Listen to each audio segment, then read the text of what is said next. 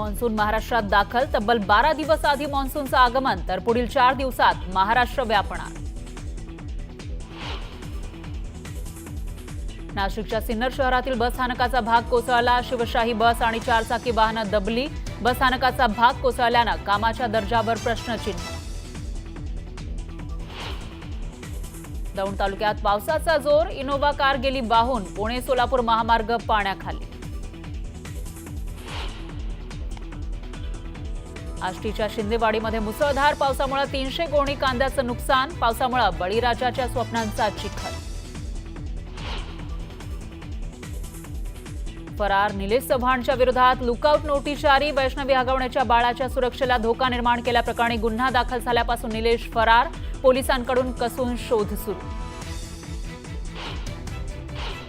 आरोपी राजेंद्र आणि सुशील हगवणेनं फरार असताना वापरलेली आणखी एक कार जप्त. बावधन पोलिसांची कारवाई.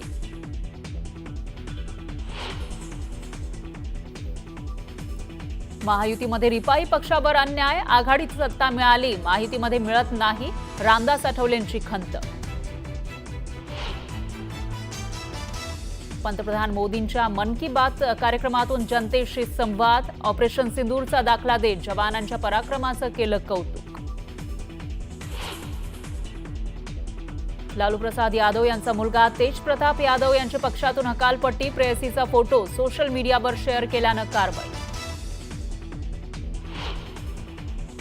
आणि पुणे जिल्ह्यातील रांजणगाव तिहेरी हत्याकांडानं हादरलं.